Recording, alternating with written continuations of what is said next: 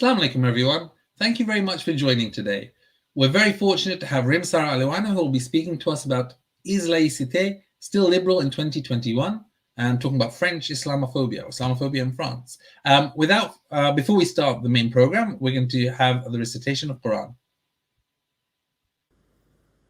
أعوذ بالله من الشيطان الرجيم.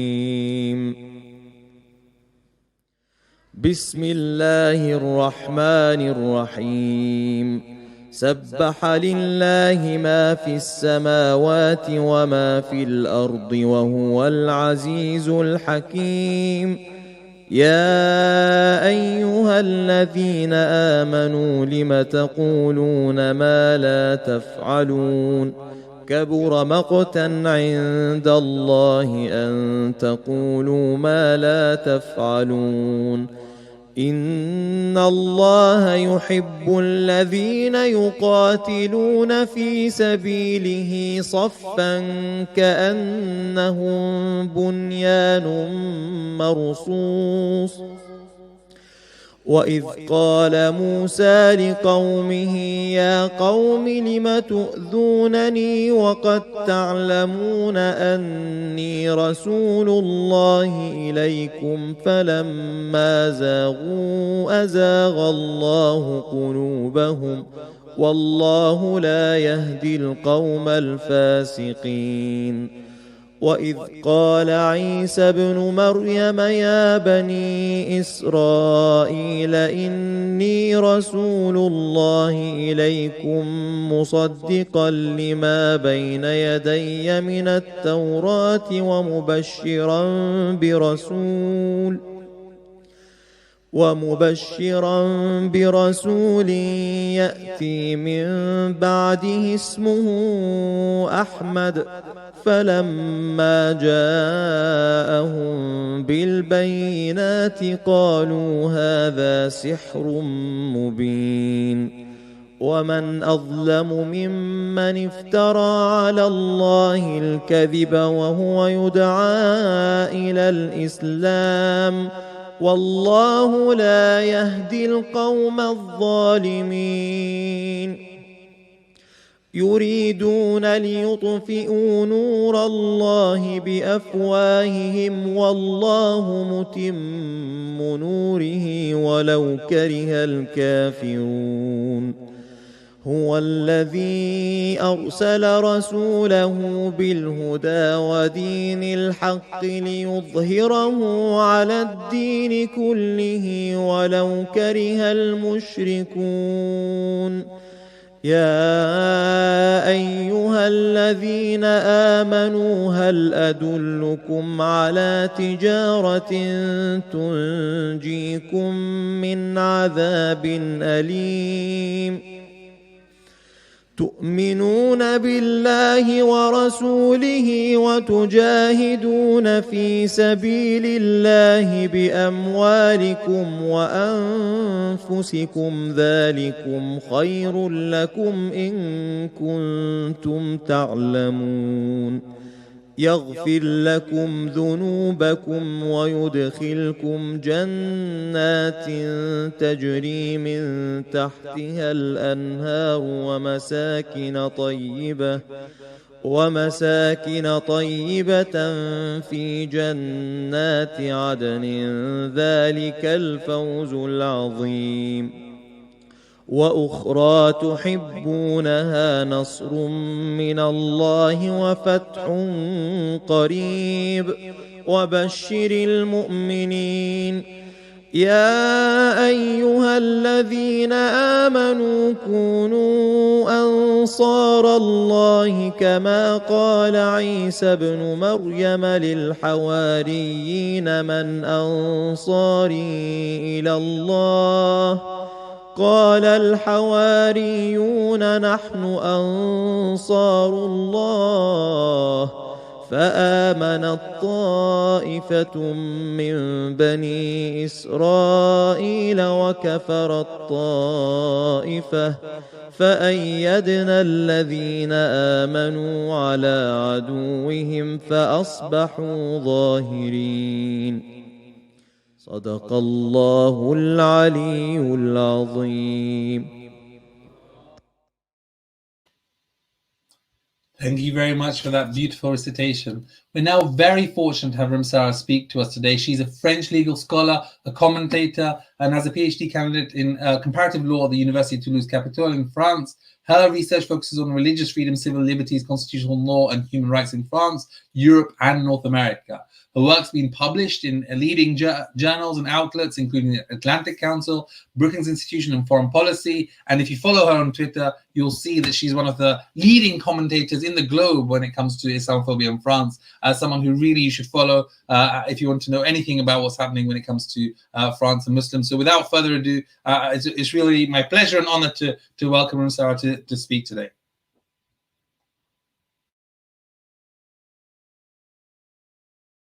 I'm sorry, I think you're muted. I can't hear you, sorry. Yeah, it had to happen. Assalamu alaikum, everyone. Mikdad, thank you so very much for having me. It's really a pleasure. So yes, a very complicated topic, I must admit, a draining one, because for those who follow the news, you certainly know that it never stops in France when it comes to the treatment of Muslim and Islam in general.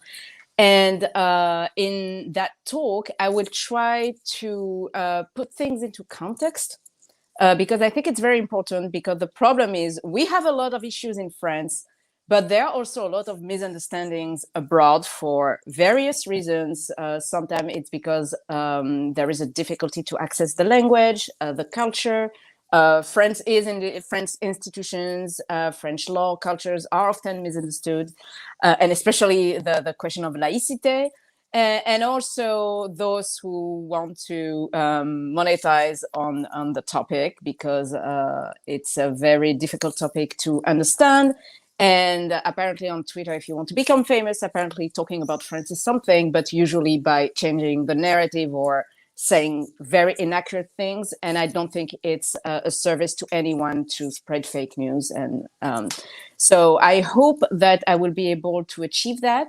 So I will give you, like I said, the historical context, the political context, how we deal with the management of religion in France as a whole, because I think it's important to understand the topic regarding the treatment of Muslim in this country. And of course, then to give you the state of current affairs, which is not exactly glorious at the moment, and see what can be done.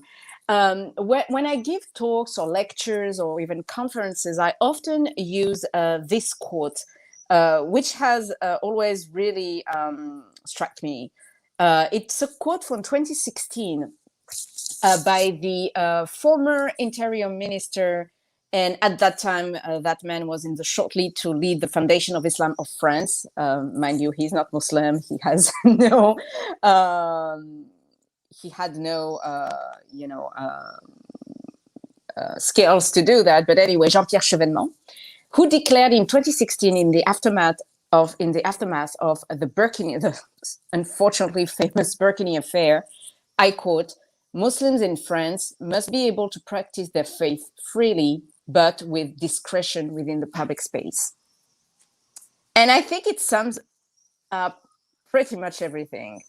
In French, a good Muslim is an invisible one.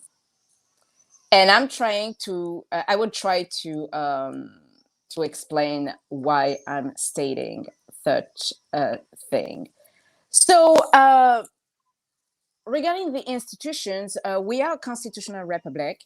We are governed currently by the Constitution of the Fifth Republic, and which emerged the Constitution is grounded in Republican theories, which emerged during the Revolution of 1789 and during the Enlightenment. And it's very important to know that, because our relation with religion was really framed by this. So we are a country framed and designed traditionally as a quote unquote universalist country. What does it mean? It means that French identity transcends differences, transcends any cultural or religious or philosophical belonging. And to achieve autonomy in France, we need to transcend all of these differences. So, for example, in France, we do not recognize multiculturalism, even though we are one of the most, if not the most, multicultural country in Western Europe. We do not recognize minorities as such. In law, we do not do that. There are minority on a sociological level, but in the law, we do not recognize minorities, meaning also we do not have statistics based on ethnicity, race, or religion, except for very, very few exceptions that are very firm, especially for academic and research purposes. But in France, any statistics regarding, targeting groups of people are unconstitutional and illegal. And republicanism in France, and that's very important to understand, presupposes that the state is free from any influence from the church, from churches, from religion as a whole, and as a counterpart, the state shall not interfere with religion, and I will come back to that a bit later. So very quickly as well, the Constitution is based on 3 pillars that you all probably know: liberty, equality, and fraternity. This is not just a fun quote to put on T-shirts. Those are constitutional principles that the state has a duty to guarantee and protect. So liberty, freedom is the realization, and this idea really came from the Enlightenment, the realization of the right to liberty as stated by many French philosophers at that time, cannot be achieved without freedom from religion and traditions. And at that time, they saw school as a key element in contributing to the realization of individual autonomy. And again, I will come back to this a bit later. That's how laïcité emerged. This idea that at school especially, you need to be free from any religious influence. Followed by that, equality, which is a consequence of liberty, of freedom, is achieved by putting cultural differences aside rather than recognizing cultural differences, like it's the case in many Anglo-American countries, where multiculturalism is fully part of the fabric of those countries. And finally, fraternity, which is a consequence of liberty and equality, comes from a common inclination of citizens to participate actively in a free political community. And it was not until 2018 that fraternity was recognized by our Constitutional Council as a constitutional principle.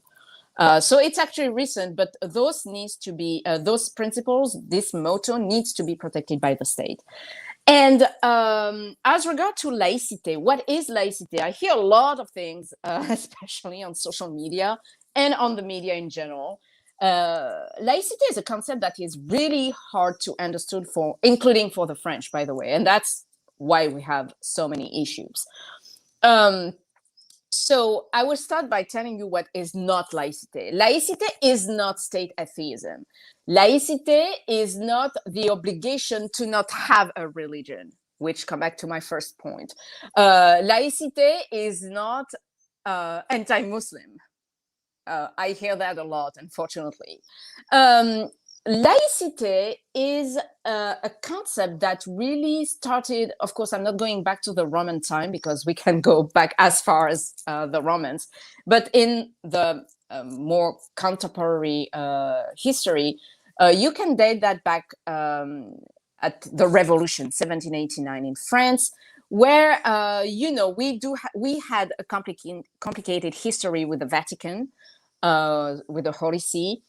And our history with the Roman Catholic Church was quite violent, to put things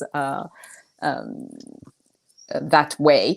And already emerged this idea that state affairs should not be mixed with religion. Of course, I'm not going to detail too much. Fast forward to 1882, so 19th century, with Jules Ferry and the Great Law on public instruction, which at that time was public education. In 1882, a series of laws passed for school. And again, we come back to this school. In France, we consider school as a sacred place where we are going to train a future citizen. And we consider that to be able to do so, kids, children, students must not be influenced by elements that would prevent this training from happening. So in 1882, what happened?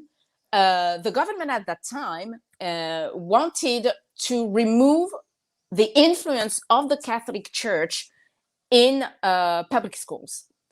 It was not a law that was anti-religion. It was really a law that aimed to really remove the influence of the Catholic Church at schools. So, for example, we replaced moral education with civic education.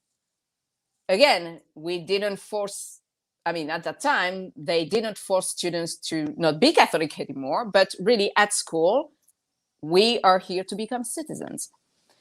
And fast forward 1905, a very, very important law was adopted, the law of 1905, of December 1905, on separation of churches in Pearl and the state, which officially separated the state from the Catholic Church.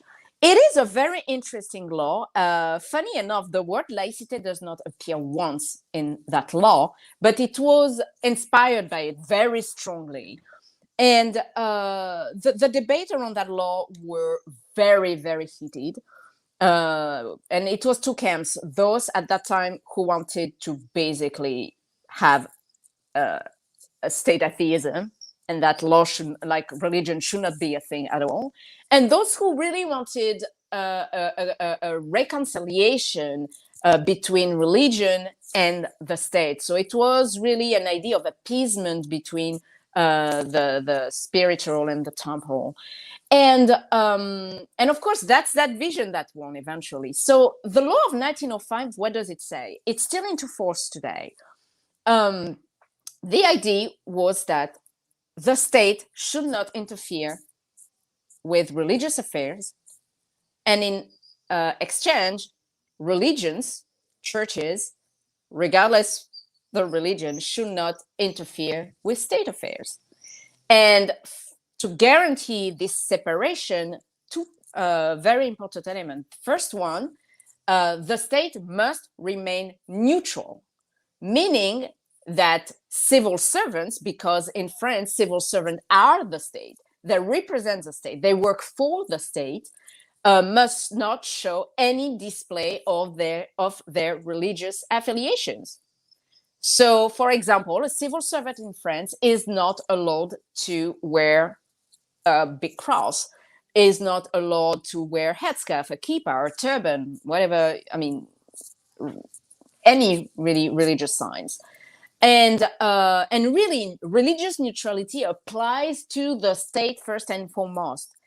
And we consider that by guaranteeing state neutrality, we guarantee equality and freedom of religion and freedom from religion for the individuals.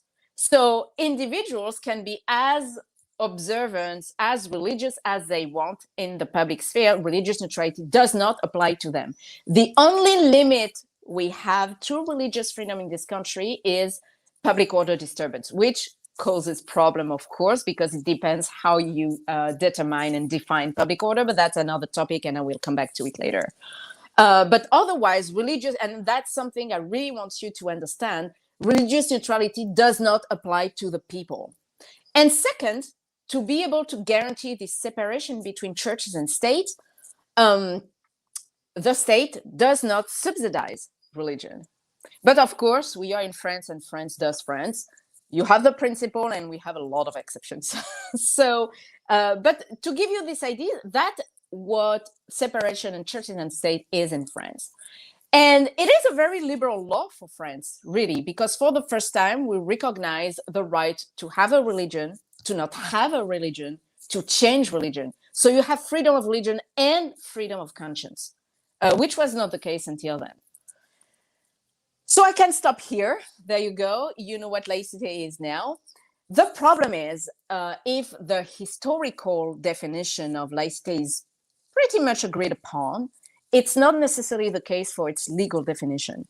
And combined to that, with our history, with colonization and immigration, of course, you have another set of problems that appeared, especially in the 90s, and which are, and that's why we are facing all the issues we deal with today.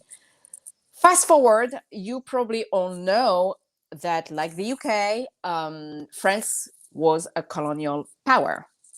And our colonial, I mean, we colonized a bunch of countries, many of them being Muslim majority country. And I will focus specifically on the case of Algeria. Why Algeria? Because Algeria at that time was fully French, as in it was a French department, right? And the case of Algeria was very interesting because at that time, the Muslims didn't have citizenship. They were considered indigenous. So the Code de l'Indigène applied to them because we deemed that Islam and Muslims were not compatible with French citizenship. Muslims could not become French unless they give up on their Muslimness and all the Muslim legislation that regulate their daily lives. And meaning that there was second-class people, not even citizen. Like I said, they didn't have the citizenship unless, again, they gave up on all of that. Of course, I'm simplifying everything for the sake of this talk, because in itself, it can be another talk. And then came the War of Independence, and Algeria became independent. And it's still a sore topic today. Until today, we still have a debate around this. In the mid-60s, in the 70s, a first wave of immigration came to France from many North African and Sub-Saharan and Eastern Africa countries. And with it, big part of Muslim population came to France. So the French landscape kind of changed at that time. And I'm taking you now to the 90s, where the first cases of what we call the headscarf affair appeared. And this is when things went quite wild.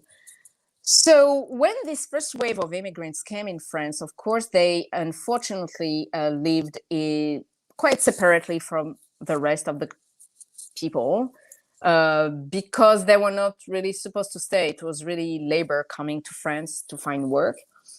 And one thing leading to another, they brought their families and they started a life in France. And they had kids, kids born and raised in France, but not enough French and not enough Algerians or Moroccans or Tunisians or. So first crisis of identity, if I may say so, which has led to really this crisis of citizenship that we are still facing today. So the 90s, first wave of cases regarding the place of Islam in France. It was the case of a couple of girls who were expelled from school for wearing headscarf, and the reason is that for the principals of the high school of the school, is that those girls, by wearing a headscarf, were violating laïcité. But what did I tell you previously? That laïcité applied to civil servants, so to the teachers, and not to students or any other individuals. And this is when the question of Islam in France started to rise. And of course, we are in the 90s. The international context is quite tumultuous in many parts of the Middle East, as well as North Africa. So all of a sudden, the people, the media discovered Islam and Muslims who become on the front line of those affairs. Eventually, a first decision, I mean, it was not a decision, an opinion was asked by the government to our highest administrative Supreme Court, the Council of State, on the question of laïcité at school and if students could wear a religious sign or not. Did it violate laïcité or not? And the Council of State actually was extremely liberal in its decision by saying, as long as public order is not disturbed, as long as lectures can be delivered without any issues, as long as this garment does not disturb the good order of the school, a student can wear a headscarf or a kippah or a cross and so on. And of course, we didn't stop here. A whole debate started about the question of laïcité in France, which is another word to say the question of Islam in France. And you have to understand that in France, those questions, you might think it's the right and the far right. It is a case. The right wing, at that time it was Jacques Chirac in the 2000s, when the debate kept going. It's also a certain part of the left too. The hardliner secular left, the laïcars, as we call them here, for whom religion should not have a place in the public square. And especially, they are really going after Muslims at the moment. And debate started. We had a commission, the Commission Stasi, that wrote a whole report on the issue. And it's very interesting because the intention really was to target the hijab, but eventually all signs were affected by it, all religious signs. And eventually this led to a law, the law of 2004, banning ostentatious religious signs in public schools. And of course, all religious signs are banned, ostentatious one. But really the intent was to go after the hijab because, again, we are in this perspective that Islam is not compatible with the Republic. Muslims need to be tamed. And there is this fear of the so-called Islamization of France, Islamization of Europe. Of course, all of those conspiracy theories, which at that time already played a role. And that was before social media, right? And ever since, so 2004, we have that law. And ever since, it didn't stop. Multiple cases on which I won't necessarily discuss too much unless you have questions. The next step was to extend religious neutrality to parents going on school trips, and especially mothers wearing a headscarf. It didn't pass. More recently, the Senate adopted an amendment in the so-called law on separatism. Those amendments were eventually rejected, but it's still being debated. So again, always trying to open religious neutrality to groups that are not supposed to be religiously neutral. Then 2010, the prohibition of the full face covering, aka the burqa ban. It was quite something at that time because in France we are a population of 65 million-ish people. At that time in 2010, only less than 2,000 women wore a niqab. And most of them actually converted, so French women who converted to Islam or women who were born and raised here. For 2,000 women, another debate on the place of Islam in France started, which became really, which took extreme proportions because, again, we don't even bring those women to the table to discuss. We are going to free you, but on our own terms. Eventually, a law was adopted, so the law banning the full face covering. Of course, in France, we are not going to say a law banning the niqab. It would be discriminatory, right? But the intent, when you read the law, is really to target this type of garment. And it's really funny because there are a couple of studies that were done. After the law passed in 2010, there are actually more women wearing a niqab than there used to be. So some do it as an act of rebellion against the state. So it's very interesting. And that law was not grounded on laïcité, even though the debate were around laïcité. It was grounded on public order, and especially the violation of human dignity, which was considered an element of the public order definition. And the Council of State at that time warned the state that they should not do it because it was too fuzzy, and it violated women's women's right to decide for themselves, religious freedom, and yes, this notion of human dignity, which is not a legal term and can be open to really broad interpretations. The Constitutional Council deemed the law constitutional. Honestly, I have nothing to say on the decision because it was so badly written that nobody really understood the logic behind it. And eventually, the European Court of Human Rights, so in Strasbourg, the case was brought there, upheld the ban, but rejected actually the ground of human dignity and used the notion of living together, which is even worse because I have no idea when you tell me living together. It's not a legal concept. So only 2 judges dissented in that decision, and ever since, covering your face is prohibited under French law, which is quite ironic, I know, when you look at the situation regarding COVID at the moment. But if you read the law, you will see that within the exception to the full face covering, you have surgical masks. So again, the law was really framed to target a certain group of women. Fast forward to 2016. I hope you guys can follow me. I'm already talking too much, I think. The burkini affairs. Again, I've never seen a burkini in my life. Like, I didn't know what it was. So the burkini, which is basically a wetsuit with a hood, which was not created in Saudi Arabia or Iran. Actually, it's banned there, which is a creation from Australia. By Australian Lebanese women who wanted to, do surf and go on the beach while covering her body for religious reasons. But you also have non-Muslim who wear it for whatever reasons. First cases on the French Riviera, where the mayors passed a bylaw, so a local ban. It was not a national piece of legislation, banning that type of garment. Huge media frenziness.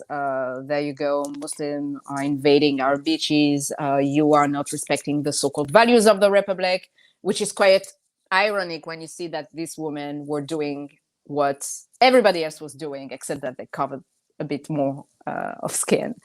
Eventually, those cases went before the Council of State, which rejected the ban and considered them illegal and discriminatory and violating a bunch of right and freedom, including the religious freedom, the freedom to come and go, and so on. But of course, the debate is not over. Currently, right now, they are reopening it, a possibility to ban the burkini.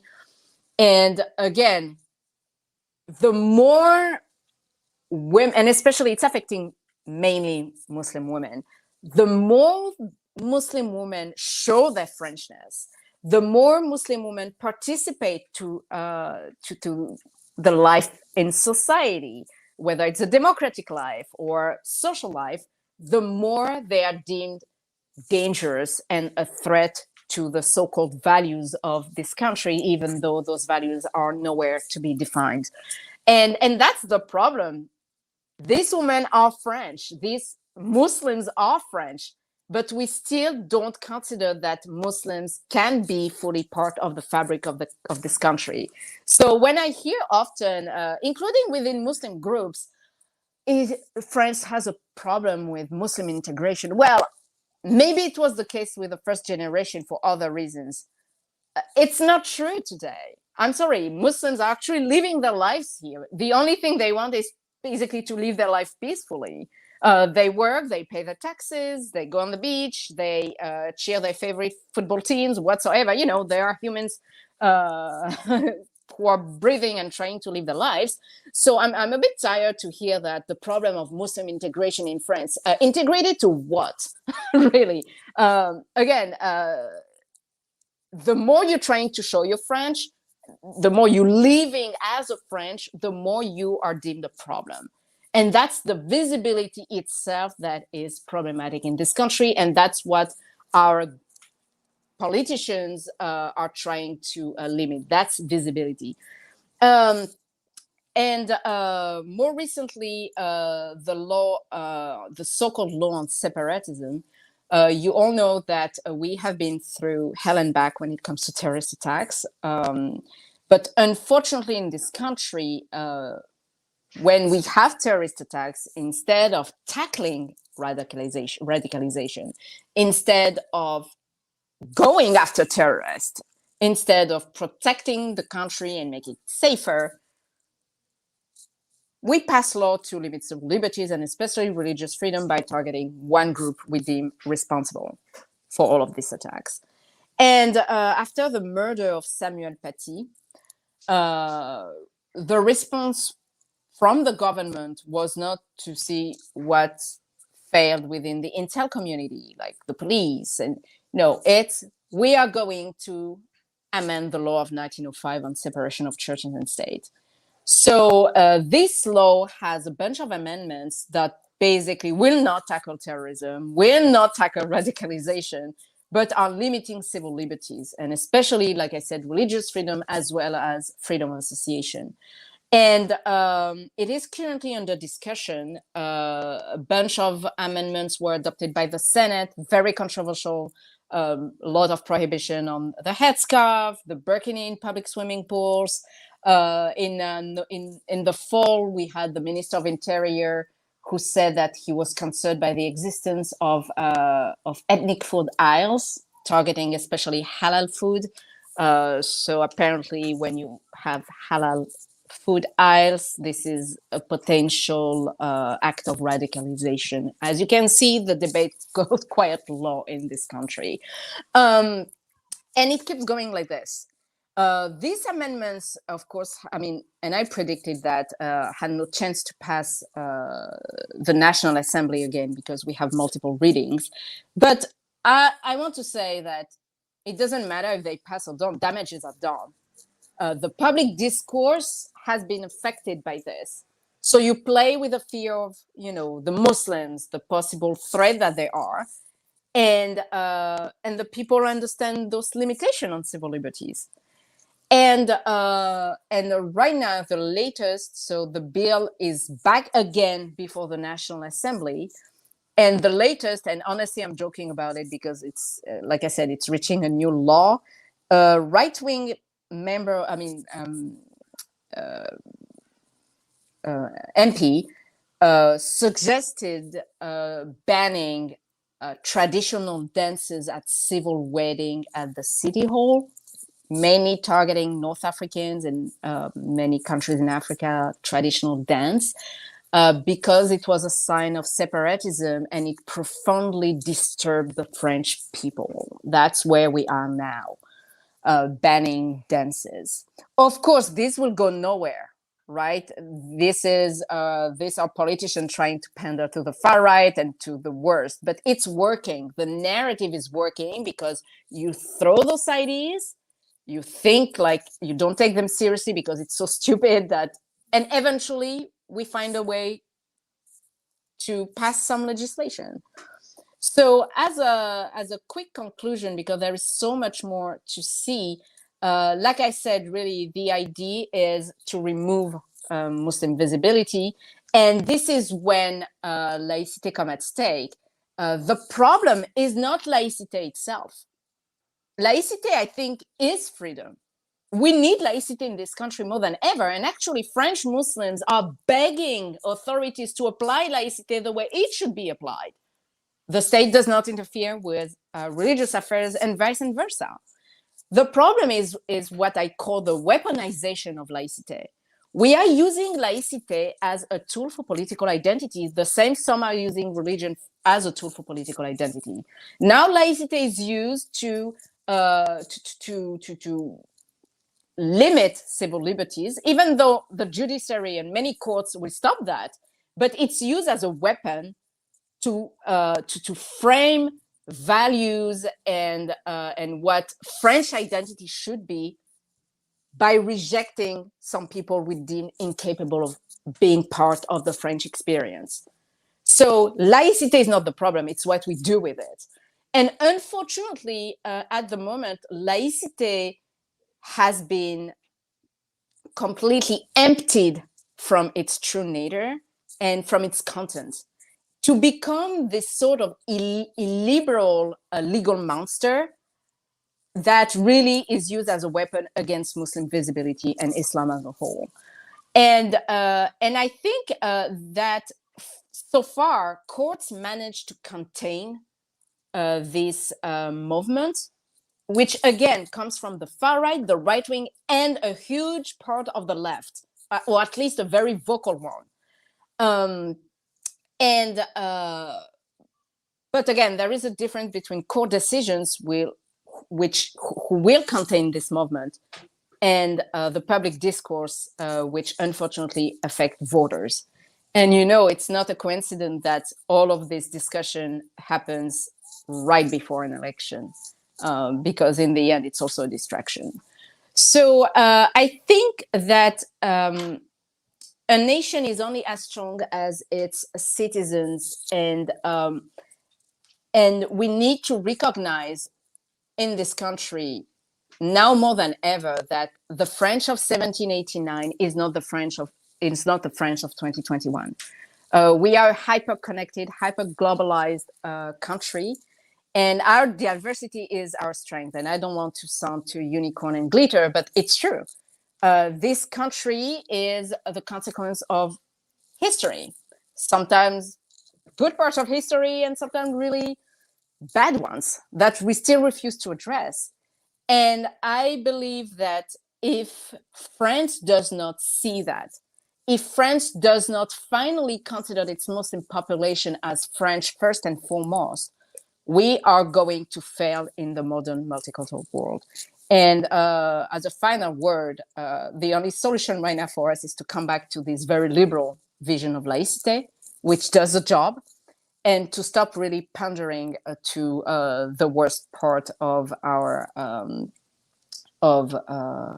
certain parties who really want to make France what it's not. And I will take any question, and I hope it was clear. I know it's very complicated. I tried to go straight to the point. There is so much more to say, but if you have any question, I will gladly try to answer. Thank you. Thank you so much, Ramsara. Thank you for your talk and for the insights you've given, covering a lot of material at the time. So there have been a lot of questions which have already come in by text, and obviously, if anyone else has a question and wants to actually ask it live, please do message, and we'll facilitate that. But obviously, if you want to just send a message, that's fine. I can ask it on your behalf. The first question is, when a law has a clear discriminatory intent, for example, to target hijab in schools or niqab in public, does the Constitutional Law Court take that into account, or does it only focus on the fact that the final law is not discriminatory? For example, if it was finally passed that ethnic dances are not allowed in civil weddings, I know that's not there yet. I assume the person's talking about. But if that was passed eventually, would that stand if it was framed in a non-discriminatory way? For example, by saying that all dances that aren't within the French culture are not allowed in civil weddings. Would that be allowed if it was framed in a non-discriminatory way? It's a very interesting question, actually. It's complicated. A law, let's take the law of 2004 on the prohibition of, religious signs, or even the niqab or whatsoever. But the law is egalitarian because it applies to everybody. It's true. So you cannot discuss the fact that this law applies to every religious sign, including the kippah, the turban, whatever you want. But you need to take into account what we call indirect discrimination. And it's extremely hard to prove. Basically, you need to prove that this law, because of all the parameters around the adoption of that law, and that's how the intent of the legislator is actually really important. You basically need to bring the proof that because of how the law was framed, discussed, the intent of the legislator, this will affect a certain group of people. So that law of 2004 passed. I mean, so far it's kind of working, even though there were some issues. Many girls, especially Muslim girls, were removed from public school to go to private Muslim schools. So it means that instead of remaining, or at least it was in the 90s, right? But instead of remaining within, the School of the Republic, these girls were removed from it, recently, I mean, a couple of years ago, I remember a case in Eastern France, I think. Yeah, it was in Eastern France. It was a girl who was wearing a long skirt that she bought at IKEA. Not IKEA, sorry, H&M. She is a hijabi, but she removes her headscarf when she goes to school. And her long skirt was deemed ostentatious, which is problematic, right? And the problem is that courts in general are trying to avoid the topic of laïcité because they don't want to get into this. So what happened is even the law itself, maybe with the exception of the law of 2004, most of laws adopted are not adopted on the ground of laïcité. The discourse, the debates around the law are about laïcité, but the law is often grounded on public order. And it's easier for a judge, for a court, to receive the argument of public order, which is more visible than laïcité. And that's how they managed to get away with it. But of course, like if you take the burkini, it was so blatant that the Council of State completely rejected it. And if you read the opinions, usually, because the government have the possibility to ask for an opinion to the Council of State before adopting a law to avoid any problems of inconstitutionality or illegality.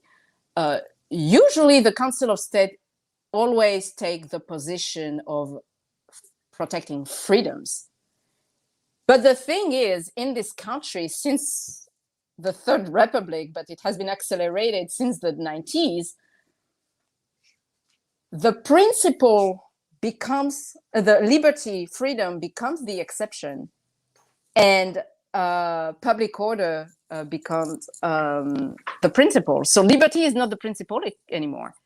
We all limit civil liberties and freedom on the ground of public order, and that's really harder for a court to reject. And that's what people don't understand, is like, in the end, it's not about laïcité, really, even though the public discourse is about laïcité. But it's harder to reject a law on the ground of public order because public order can mean a lot of things. And at the moment when we face terrorist attacks and so on, security will always take over. So this is quite concerning for civil liberties as a whole, and not just for Muslims, by the way. You touch one group, usually the others will follow afterwards, I think. Thank you so much.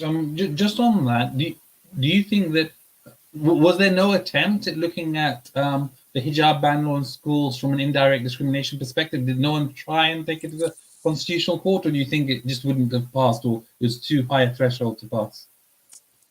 Well, I think it was also the context at that time, and even if the Council of State in 1989 said that it was perfectly fine, I think there was a common agreement that schools must remain completely neutral. So the law was not really was not, how do you say, nobody went after this law. But after saying that, it's another topic, but we can go after we can take a case before the Constitutional Council as a private citizen since 2008. So things have changed for the citizen as well. So I think it's easier for us now to go before courts than it used to be in the 90s as well. So you have that element too, which has nothing to do with religious freedom. But I think if such a law passed today, there will be other legal means to attack that law. And as for the dances, good luck with that, because like I said, France is not just the metropolitan territory. Within France, you have like 1,000 different local cultures, plus the overseas territories. So if she wants to ban non-French dances, I want to ask this person, what is a French dance, really? Because I mean, it's quite hard. But of course, she's basically targeting North Africans, really, who ululate because, I don't know, they are lacking happiness in their lives. Really, at this point, I'm like, you're not happy in your life. You just want to destroy people's happiness. But no, it's going to be hard to pass. But the problem is, they're also talking about prohibiting foreign flags during weddings at the city hall. And of course, we're not talking about like the British flag or the American flag. Those flags targeted at the Algerian one, the Moroccans, the Tunisians, the Turkish. So, and the amendment passed, I think, if I lost track, but I think the amendment passed again. So it's getting really ridiculous at this point, but unfortunately it's working. Thank you very much. One person wants to ask a question live, Ahmed. Hi. Do you not think that the reason why Macron's government is bringing these new legislations, if I can call it discriminatory ones, is because he wants to be more right-wing than Le Pen, because Le Pen is becoming more and more popular, and Macron fears that he might lose the next elections, maybe.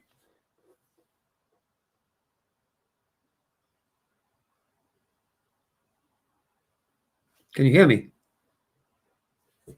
Sorry, she just lost connection. She's joining again. 1 second.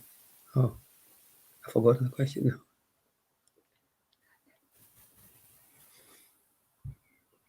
Sorry, she lost her connection, so she's just joining again. 1 second.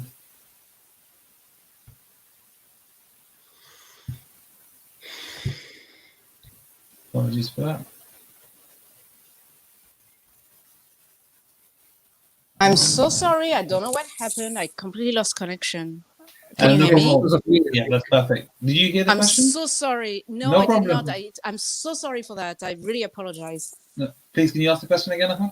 I'm sorry. Yeah. No. Okay. Do you not think that the reason why all these legislations are being brought into Parliament, the discriminatory, if I can call it that, is because like Macron wants to become more right-wing than Le Pen, because he fears that he might lose the next elections, maybe because Le Pen is becoming more and more popular. And so if he brings it, such kind of legislations, he might get more support from the public, maybe. It's a very good question. And yes, it's very interesting because for what it was, during his presidential campaign, Macron did not really talk about laïcité, Muslims, whatever. It was not, he mentioned maybe once, but it was not like contrary to many other candidates. It was not part of this program.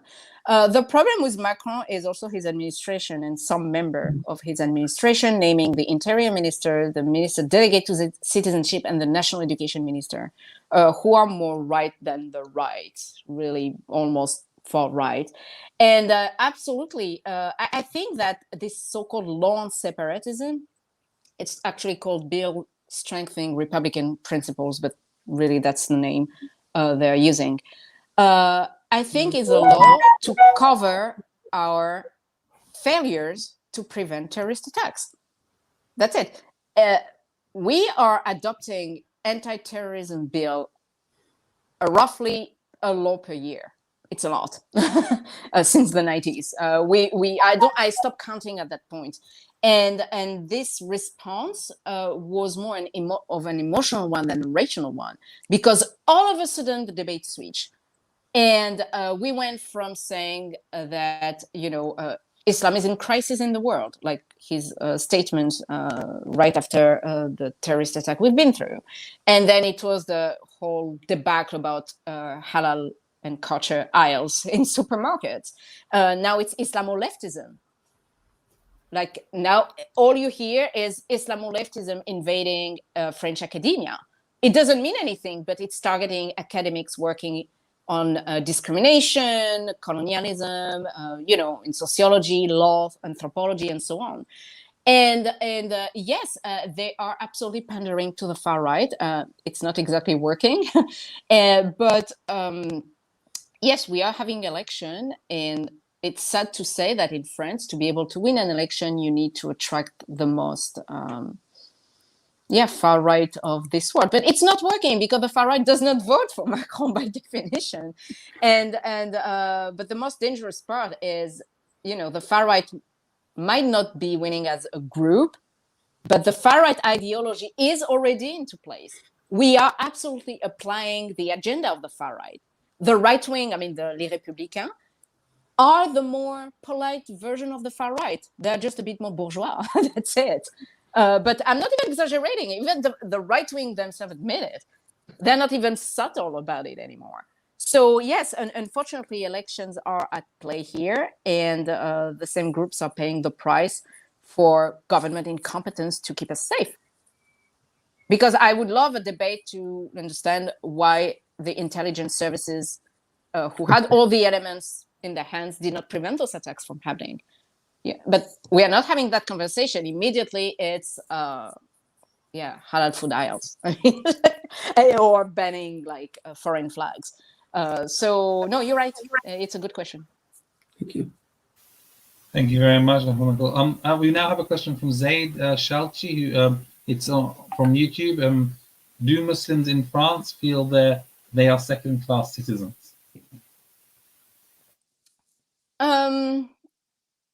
Muslims in France are French Muslims, if I may say. They're tired. For them, of course, I can't speak for everybody, but I think I can easily say that the vast majority just want to live their lives. And they are tired of, basically, it's so funny. Like I said, we don't have statistics, but Muslims make around 6-7% of the population in this country and takes 99% of the public debate on the media, the pundits, whatsoever, like politics. We have 99 economic and social issues in this country, but we are always going to talk about Muslims. I'm actually surprised Muslims are not being blamed for COVID, really, at this point. That's how bad the situation is. But Muslims are tired. Muslims really want to live their lives. They have other issues. They have, and I think there is a fatigue. And unfortunately, especially with the youngest generations who, are educated, travels, and so on, and live in the country. They want to be in a place where they can be who they are, and where they can just live their lives like any other people. So Muslims are just tired to be on the front news every day, and usually not in a good light. Like any other citizens, I think French Muslims just want to talk about real issues like unemployment, poverty, the dismantlement of our public services, like real life stuff. And but the very fact we talk about Muslims in France, for me, is problematic. It's French Muslims, like they're French, Thank you so much. Another question that's come through to me. Do you think, why does it seem that European courts seem to be so deferential to French courts? As in by upholding certain I assume laws? It's by upholding the laws and not challenging them by European standards. Oh, it's how can I? It's a whole other topic. Essentially, the courts. Okay, I will make it very simple and not nuanced. It's a really complicated topic in law. Actually, it's a whole discussion we have in the legal field. The European Court of Human Rights have a tendency to use what we call the margin of appreciation given to the state. Basically saying that most of the time courts will find issues indeed, but they'd rather go smooth with the state to be able to keep it within the European Convention than going after it. And of course, I'm making a generality. In many cases, in certain situations, courts will do their jobs, but in certain matters, and especially when it comes to religious freedom, the court does not want to get into this. And basically we'll be like, yes, you have problems, but margin of appreciation given to the state to basically do what they want. And it's a way for the courts to really keep the state. It started actually during the Brighton conference because the UK, France were tired of being, constantly deemed responsible for certain laws, and at some point it created problems. And I think the courts fear that some might want to leave. But at the same time, I mean, if you're regularly deemed responsible, like for violating human rights, it's probably because you are passing laws that are violating human rights, and maybe you should do something about it. But it's more politics than it is law, actually. So it's because of the margin of appreciation, which is extremely problematic. But then I don't want to get into legal. It's a whole. We can discuss that for hours. Perfect. Another question. What is your view on the Muslim woman who wore the hijab in the leaflet of Macron's party?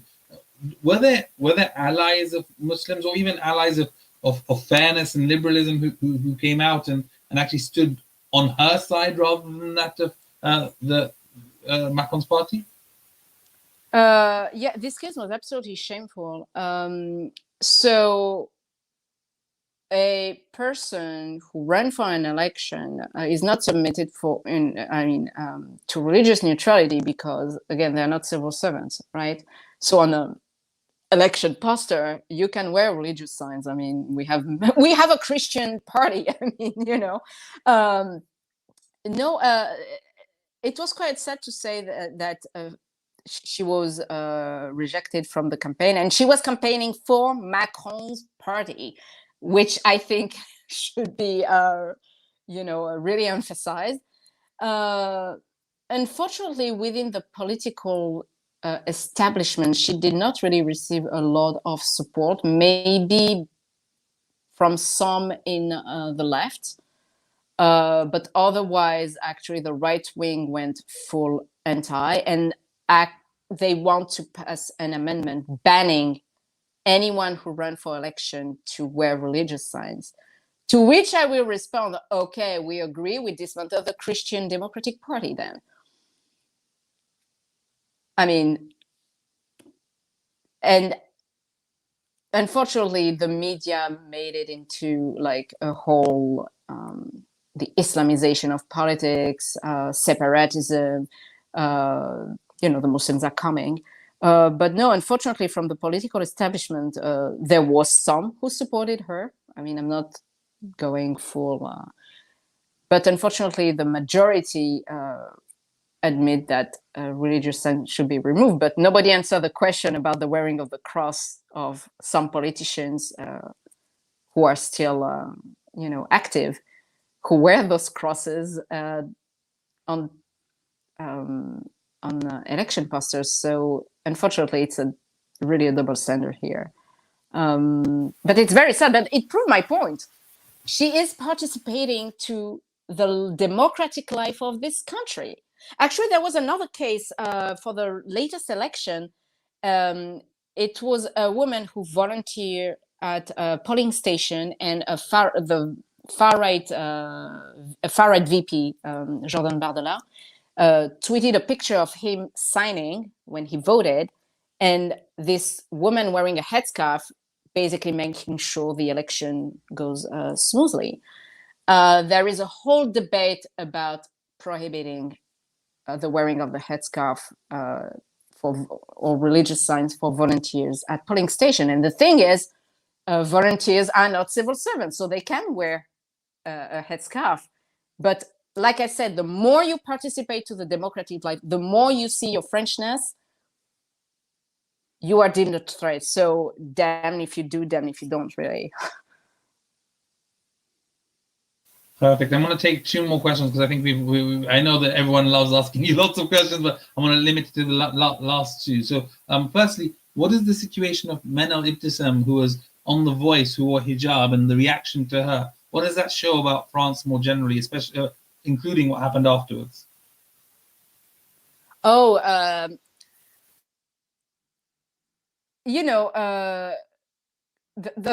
mean, if she was not wearing a headscarf, nobody would have gone and looked for her social media account. She said a lot of very stupid, dumb, unacceptable things, like clearly.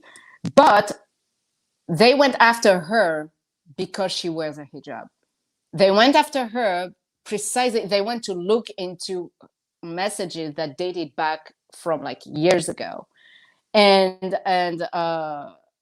again, it's all about the visibility, because she was there not as she was a visible Muslim woman, but she was there as a singer. And what people was listening really was her voice. She was there as a person singing and sharing her art. And yeah, it started actually with some certain hardliner secularists who really don't want to see any Muslim visibility, who went after her. Then it went on social media, and you know how things on social media go. It was amplified. She was attacked violently, and she had to withdraw from the competition. So I think it says more about these groups who really have as a hobby, to target Muslim. But if she was not wearing such a garment, and if someone else said the same things, and they would never have gone after her previous messages. So I think it speaks for itself, really.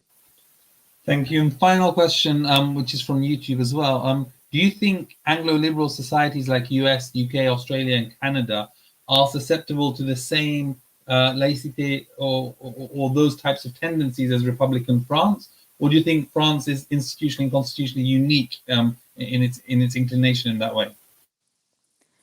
I don't like to compare for the sake of comparing. I think each country has a unique history. We don't have the same history as the US, as Canada, the UK, etc. But I will say that in countries that are built with various culture, in the sense, especially federal states or regional states, where literally you have no choice but to try to bring different populations to live together. By definition, your country is built on the recognition of that difference, right? Which is not the case in France, even though we are a multicultural country, sociologically speaking. I think that the problem France has is really cultural insecurity. Because, the problem really for me is not laïcité or whatever. The problem is, what does it mean to be French today in 2021? And I think some refuse to admit that there are people from different culture, background, and history who can be French and be part of the French experience. And that's something for some that is absolutely unacceptable. France is not limited to metropolitan France. We have New Caledonia, we have Guyana, we have La Réunion, and we are a mix of thousands of different cultures. And add up to that immigration, who fully contributed to the country. Immigrants literally built this country, right? And we still refuse to admit that this is a possibility. But you also have to understand that there is a difference between what happens in Paris in the political sphere and what happens in real life, where people are just trying to live their lives. And I think people really want to live their lives, and especially the youth, which is more accommodated with the notion of difference, of dealing with different cultures and so on. So I think France is going through a cultural insecurity. And I think that if officially multicultural countries, like, to name them, so-called Anglo-American societies, I don't really like the word, but I can't find any better. If they're not careful, they can fall into the same trap. And to be honest, it's it's kind of sort of happening, maybe in a different way than France. But it is happening, whether it's in the US with the right wing, especially, or I mean, you saw the UK as well, the debates about. But again, I think that our nations are built differently as well, and our relation with the difference. In France, we see the difference as a threat.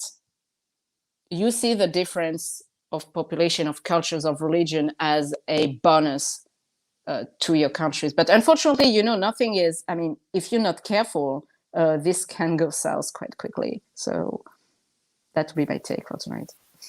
Thank you so much for your answers and your insights. And we can probably go on for a long time, but I think we need to end it there. We've had over an hour of your time asking, you're talking, and a long Q&A already. So thank you so much for honoring us with your presence and speaking to us from France, from the French Riviera over there.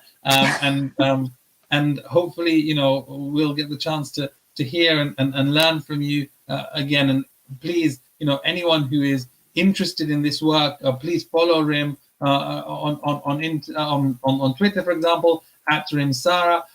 You'll get a great chance to see a regular commentary on these important issues. And just before we end and close, just a couple of quick announcements. That next week our talk is on Women in the Quran by Dr. Majbi Ndala, who's the Assistant Professor of Islamic Studies in the States. And the week after, we have John Goodman, who will be speaking to us about Muslims in Southeast Asia, how they cope with Buddhist governments.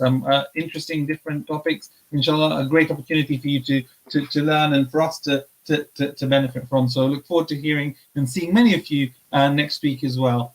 Thank you very much for joining. Assalamu alaikum wa rahmatullahi wa barakatuh.